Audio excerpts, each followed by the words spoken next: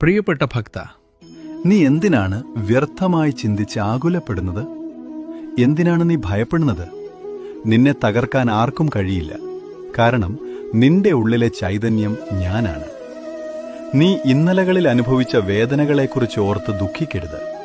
നടന്നതെല്ലാം നല്ലതിന്, നടന്നുകൊണ്ടിരിക്കുന്നത് നല്ലതിന്, ഇനി നടക്കാൻ പോകുന്നതും നല്ലതിന് തന്നെയായിരിക്കും. നിനക്ക് നഷ്ടപ്പെട്ടതിനെക്കുറിച്ച് നീ എന്തിനു വിലപിക്കുന്നു? നീ ഇവിടെ എന്തു കൊണ്ടുവന്നു അത് നഷ്ടപ്പെടാൻ? നീ എന്തു നിർമ്മിച്ചു അത് നശിച്ചു പോകാതിരിക്കാൻ? ശൂന്യമായ കൈകളോടെയാണ് നീ വന്നത്, ശൂന്യമായ കൈകളോടെ തന്നെ മടങ്ങും. ഇന്ന് നിന്റേത് എന്ന് നീ കരുതുന്നത് ഇന്നലെ മറ്റാരുടേതോ ആയിരുന്നു. നാളെ അത് വേറൊരാളുടേതാകും. ഈ മാറ്റമാണ് പ്രപഞ്ചത്തിന്റെ നിയമം. ആ നിയമത്തിൽ നീ വിശ്വസിക്കുക.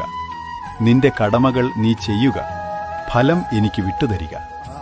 ഭാവിയെക്കുറിച്ചുള്ള ആശങ്കകൾ മാറ്റിവെച്ച് ഇപ്പോൾ ജീവിക്കുക. നിന്റെ ഹൃദയത്തിൽ സ്നേഹം നിറയട്ടെ. നിന്റെ പ്രവൃത്തികളിൽ ധർമ്മമുണ്ടാകട്ടെ. നീ എന്നിലേക്കൊരു ചുവട് വെച്ചാൽ നിന്നിലേക്ക് ഞാൻ 10 ചുവടുകൾ അടുത്തുവരും.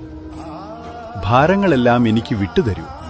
നിനക്ക് ശാന്തി നൽകാൻ ഞാൻ സദാ കൂടെയുണ്ട്. സമാധാനമായിരിക്കൂ.